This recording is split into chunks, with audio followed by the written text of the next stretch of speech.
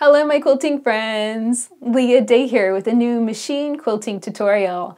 Today I want to teach you how to quilt pebbling. This was one of those designs that I learned when I was just getting started quilting, but I really struggled with this design. It could be a little tricky. So today I want to teach you how to quilt it on a home machine, and I'm also going to try quilting it on my Longarm. I'm just getting started with Longarm quilting, so this is going to be an adventure. So let's jump on the machine and learn how pebbling works together. So let's quilt some pebbling. This design is all circles. So I'm going to stitch a nice circular shape and slow down as I close it up and do a little bit of travel stitching there at the end. I've got a little space here I want to fill up with a circle that fits that area just right. And you can have ovals, you can have slightly less circular shapes in your quilt. No one is going to take a magnifying glass to your quilt and investigate the size and shape of your circles. So please don't feel like it has to be a perfect circle. A lot of times I will fit a more oval shape into the quilt like this whenever I need to. So pebbling really is pebbles, and pebbles come in all shapes and sizes, in ovals, more oblong, and then of course more nicely round circular shapes like that. And your goal with pebbling is to stack it together. So you want the sides to touch. I personally kind of get the itchies when my circles don't touch edges. So whenever I miss an edge, let me just give you an example. That's going to make me itch, but hey, I want to show it to you. I really don't like gaps like that. First off, I'd have to fill it in with some really tiny circles, and those are going to be more noticeable on my quilt. And I wouldn't want to leave it open because, of course, that's a gap. It's going to be an open space. So I try not to leave gaps like that. I try, as I am filling in a space, to visualize a circle that will fill that area all the way so that the circle, the edges of the circle, hit up against edges of previous circles. So how do I do that? How do I visualize that so easily? And I know it seems really quick and easy as I just swing around and form these shapes. Well, basically I am mentally visualizing the center of the circle. Now I'm going to get out of this little area and then I can show you what I mean. So sometimes you'll have like little gaps and weird stuff. Cut your circles in pieces. You can do a little half circle shape, quarter circle shape, whatever you need. Okay, so we're working our way out, and then I can show you how I visualize my circular shape. Actually, this little spot's pretty much perfect. So I know that I want a circle that's going to fit in there, something like that. But I'm not thinking of that shape. I'm thinking of the center point, kind of what is the middle of that space. If I want a circle that's coming in like this, then I'm thinking, okay, where's the center of that? That's what I'm looking for. I'm looking for the center, and then my brain is simply echo quilting around that center. So that's how it works for me, at least. Everybody's different though. You might need to mark it on your quilt, and that's perfectly fine. Please don't ever feel like marking your quilt is against the rules or somehow cheating. It's not. Most of my really intense quilting designs, and especially whenever I'm quilting a symmetrical motif, I always mark those designs because I want them to be perfectly symmetrical. So please understand, marking is perfectly fine. Let me give you another demonstration of kind of stitching around a midpoint. So I can kind of see this area, and I know the circle's going to come in somewhere like that. I put that center point right there. And that's what I'm visualizing. I'm barely marking that. I'm just kind of indicating it with my pen there. So that way I can swing around and form that shape and fill it in completely. That way I don't end up with gaps on the edges against that circle, anything like that. I also don't like it when I overlap my lines because I think that kind of looks a little messy. So when I'm attempting to do just straight lace, simple pebbling, I'm aiming for those edges to touch but not overlap. But as you can see, this can be a little tricky, and of course it is time consuming. This is one of the slowest designs that you can stitch with free motion quilting. So how do we make it faster and a little bit more forgiving? Well, we can turn it into a different design. This is called Underwater Rocks, and it's basically kind of messy scribbling. So instead of going around once, we're going to go around 3 times. And we're going to intentionally overlap those lines. Here I'm going to do a small one, and then I need to start expanding and go bigger. Here we go. I'm going to go with a nice big one right here. So this is a totally different design. This is not pebbling. This is underwater rocks, because as you can see, it gives you a very different effect. So I call anything that has a different texture, a different effect, and a different stitching rule, I always come up with another name for it, because obviously that's a different design. It's going to give you something different on your quilt. So underwater rocks kind of looks like pebbling underwater. You know, it is nicely echoed, and you can see my stitches are getting kind of big here, and that's because I'm swinging around so fast.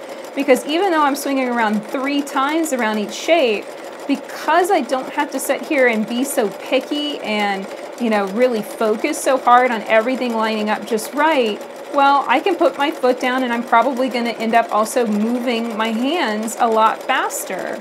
So when my hands move faster, my machine needs to move faster. So I can speed up just a little bit and see what happens. So I really love both of these designs. They're both equally beautiful to use on your quilts. Underwater rocks might be a choice, a great choice if you're just getting started and just trying to get the hang of that circular shape. There's one other thing you can do with pebbling that's really cool, and that is to do a filled pebbling. And this is what I call it whenever you go inside and you basically just kind of travel stitch and build in thread right behind and between those circles. So here I've got these, they're kind of like little triangle gaps in the texture. They show the background, but you can go in there and just run your machine at a medium speed and just stitch back and forth. This is just thread painting almost. And you're basically just scribbling in the background. This is one of those times that really does feel like you're coloring with a coloring pencil with your needle. You know, you're just coloring it in. You're just filling it in completely. And in this case, I'm just turning all of that area white.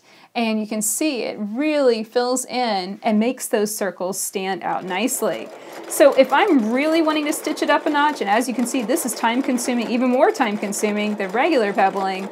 If I really want those pebbles to stand out, and I want like a cobblestone effect, really bold on the quilt, then I'll make it a filled pebbling and fill in all of those little spaces in the background. It takes time, but it's gorgeous. But I gotta say, that would be something that I would only reserve for an art quilt, something small, something to hang on the wall, because it is gonna make the quilt dense.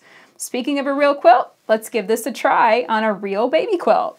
So I've pulled out a baby quilt here, and I'm just gonna stitch in the ditch just a bit down the side, so that way I have a side that I can work off of. Pebbling is one of those designs that you really build it off of the edges of your quilting space, or you build it off the stitch in the ditch lines on your quilt. And so I really want to have this shape stitched in the ditch a bit at least. And please ignore these white lines. That's just my machine basting I've done with water-soluble thread. Just ignore that. If you'd like to learn how to baste your quilts with water-soluble thread, definitely check out my workshop, Basting Basics. You can learn how to do that. It's really fun, and it takes out all of the pins out of your quilt. It's so nice.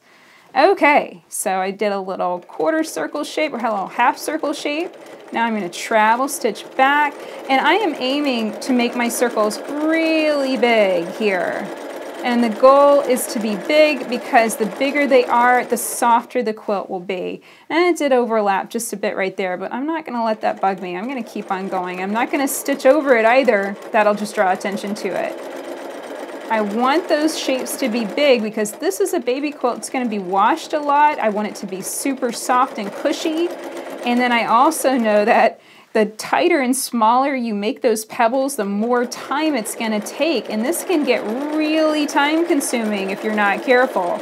A quilter that I really admire is Cindy Needham, and she stitches pebbling so dense that she doesn't call it pebbling, she calls it sand. I think that's a little intense.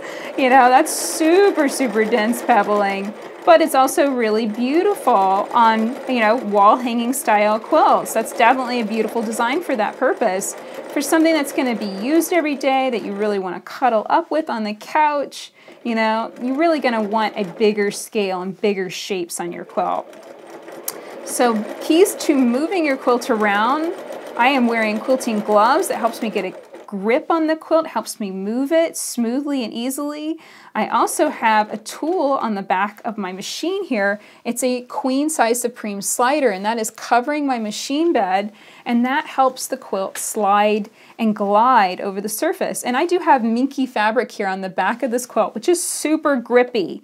It really likes to grip and stick to the machine, and I don't think I'd be able to really move this as smoothly if I did not have the Supreme slider, the Queen Supreme slider on the surface. Now I did a little bit of messy ditching there. That's okay. I'm going to forgive myself. You know, it's one of those things. Sometimes you have to just stitch at the level that you're at. And today I'm feeling a little tired and my ditching isn't going to be as perfect as usual. That's okay. So there we go, swung around for another circle. I want to watch my edges here. I don't want to stitch over the edge, obviously, and I'm going to try and avoid doing more ditching. Since obviously I'm struggling with that today, I'm going to try and kind of just run my circle up against that edge and just kind of avoid it. There we go, that'll work just fine. Now I'm going to fill in a circle all the way through this area. So you can also just avoid stitching in the ditch with free motion quilting, then switch to your walking foot. And I have another tutorial for stitching in the ditch with your walking foot, and that does, honestly, make stitching in the ditch so much easier because the machine and the foot do the feeding for you. Now I don't really have a choice. I really do need to use this ditch to escape. Oh, that one I did pretty good. I'm proud of that. A lot of the reason why that one turned out better is because I slowed down and I brought my hands closer to the needle, and that made it better. And I'm going to have to do just a bit here, kind of squeak in there and squeak back out. That looks good. So you can see just how nice and big these circular shapes are forming on the surface of this quilt, and that's going to make the quilt nice and soft. And of course, if forming circular shapes is a struggle, go to that design underwater rocks, you know, swing around it, make it intentionally messy, and then you're going to get, number one, so many repetitions of the design. You're going to go around and around and around in a circle 3 more times than you would if you just tried to stitch pebbling. And then you can also get away with it being messy. It's intentionally messy and overlapping, and I think it's really pretty too. I think all of these pebbling designs are really pretty. They really stand out nicely on your quilts. If you're looking for a big impact, if you have an area of your quilt that you're like, I really want that to stand out and show off, and you know, really want that to have a big effect from a distance, then pebbling is going to be a great choice to quilt in that area because it's always going to stand out a little bit. And that's because of all the travel stitching. Whenever you stitch back over another line of quilting, you basically kind of make it bold. You know, if you're like typing a word and you make it bold, that's essentially what stitching right on top of travel stitching, stitching the ditch, all that kind of stuff, that's essentially what you're doing. So anytime you've got multiple lines of quilting going on top of one another, it's making it bold, it's making it stand out just a bit better, and it's so pretty. It really is. But I know all this travel stitching and hitting exact lines is going to be a little bit of a struggle on my other machine. It's a Longarm on a frame, so let's give that a try next. So now I've moved into the house to my Longarm. This is the Griggs Qnique 14 Plus. It's been lately renamed to the 15R, and that means it's stitch regulated. So when I hit a button, it's going to automatically stitch out a certain number of stitches per inch, and I really like 16 stitches per inch. So I'm going to get started. You can see I've already been kind of practicing my pebbling just a bit, and this is just nice, smooth circles. So I'm going to try and stitch just regular pebbling here at first, and that is just nice circular shapes lining up together. There we go. I think I'll backtrack and fill in that little weird area here with a nice oval shape. And I have noticed that I've been gripping the handlebars just a little bit hard, so I've been trying to loosen up my grip lately and go a little lighter and just move the machine with like my fingertips and I've been finding it feels different, certainly, but I don't think having a death grip on the handlebars is a really helpful thing. You know, the machine's going to move really easily. It wants to move, it wants to swing around. So, you know, you don't have to really grip it really hard. And as you can see, this isn't perfect, not by a long shot. I have trouble travel stitching cleanly, and you know, I can tend to be really picky when I'm quilting on a home sewing machine because I can travel stitch really smoothly and stuff. On the long arm, I'm going to be a lot less picky. I'm just going for the shapes, I'm going for that texture, and here we can try that filled pebbling, stitching back and forth, kind of filling that area in, but really on this scale, I don't think that looks as good. It's when you shrink the pebbling down and it's really a fill, you know, a really dense fill on your home sewing machine, that kind of densely filled pebbling really looks good. But that's really, it's all a personal judgment call, really. I think the easiest way to quilt pebbling on the long arm is to do, instead of pebbling, do underwater rocks. And here you can see, I'm just going to start swinging around. And then I'll come over here and do a nice big pebble, nice big rock, and I'm just going to swing around again. You can see how much faster I'm stitching now, but I'm getting more repetition. I'm going around that whole shape 3 times. It's so much more bang for my buck. Nice repetition of that shape, of that movement, and it's helping me quilt it smoothly. And you don't have to go around 3 times for every one. You could just go around twice. That's fine too. You know, you don't have to count in quilting, although it's something that when I'm quilting something big, sometimes I will catch myself counting because it just helps to kind of break up the monotony. And here I'll stitch a big one. I hope you can see that this is just a little bit more forgiving and a little easier because I'm not trying to stitch it so perfectly. And I think that's going to be a better choice when you're first getting started. And then it looks really good too. I mean, that really stands out on the quilt surface. It really adds a heavy punch of thread texture. You know, if you want a place to look like it's covered in rocks or pebbles, or, you know, just have that really pretty flat circular texture, then this is really going to be a great design for it. And you'll get so much more repetition just by swinging around and around. You could even take a different grip on the handlebars. Here I'm going to bring my hands up and try gripping here. You know, you kind of have to play around with it and just see what works for you. I know some machines have micro handlebars. They usually come up here on the front of the machine. And that is not available on this particular machine, but it's something to look into if you're feeling like you just want to really get your stitches, you know, your design even smaller on a smaller scale. That might be something to look into too. I think that the handlebars and just kind of opening my hands up and holding it really lightly, I think that's certainly helping. And the nice thing is, even when I stitch wildly inside, like here, that's huge, you know, hugely off from my first line of stitching. With underwater rocks, it doesn't matter. It still ends up looking good, even when the lines are really far apart.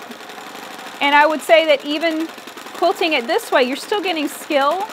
You're still learning that movement and feeling the machine move under your hands, and you're getting the hang of that movement down. And pebbling is one of those designs that can be really tricky. As you can see, I'm building my thread, and I struggled to quilt this for years because I was quilting with thread that was just too thick, and it just kept breaking. Every time I would stitch like that, like right over another line of quilting, my thread would break. And you can only imagine just how many thread breaks I'd end up with, you know, over a big space. I was just breaking thread constantly. It was just too frustrating. I could not put it in a quilt because I knew I would just be tying off and burying thread tails all over the place. So it's when I found Isacord. That's the thread that I really love for machine quilting, and I use it on my home sewing machines. I use it on my long arm. So this is Isacord polyester embroidery thread. And it works great, and it doesn't break. I can stitch over my stitching, as you can see here, multiple times, and it just takes it and makes it beautiful. And I hardly ever break thread because of it. So I think that it's really down to the thread that you use. If you're struggling with pebbling and you feel like you're caught and you're just really frustrated with breaking thread all the time, then definitely look into changing your thread type. There we go. So I really think on a Longarm at least, this style of underwater rocks, instead of, that really kind of more nitpicky pebbling, I think that's going to be a better choice. So that's it for this video. I hope you learned a lot quilting pebbling with me, also underwater rocks and fill pebbling too. As you can see, there's lots of different ways that you can quilt circles on your quilts. And it really just depends on where you're at and your free motion quilting ability as to which one's gonna feel the easiest. Underwater rocks, it's really great for swinging that machine around, for stitching kind of sloppy, and you know what? It still looks great. If you want something just a little bit more formal, that's not going to have quite so much impact and thread texture on your quilt, then regular pebbling and trying to travel stitch real nice and clean, so that way all the shapes stack up real tight against one another, that's a good option. And then if you really want it the most bang for your buck as far as texture and impact on your quilt, then that fill pebbling is definitely going to give you that. So I hope you'll try out all of these different versions of pebbling and have a great time free motion quilting them on whatever machine you have right now. Now, if you'd like to learn more about the machine that I'm quilting on, this is the Grace Qnique 14 Plus, or they recently renamed it the 15R, and I have mine set up here on the Continuum quilting frame. And this is nice because you can set it up many different sizes. I have mine set up as an 8-foot. You can also set it up half size, so at 4 feet. It really just depends on your quilting space. So definitely come and check that out. You can learn more about this machine and the frame at leahday.com/grace. And if you're interested and are thinking about maybe getting a Longarm for yourself, make sure to call the company and mention Leah Day said, "Hello, my quilting friends," and they'll give you a nice discount on your order. So definitely check that out and learn more. If you enjoyed this video, please like it, share it with your friends, and subscribe to our channel on YouTube so you don't miss the next video coming out soon. Until next time, let's go quilt!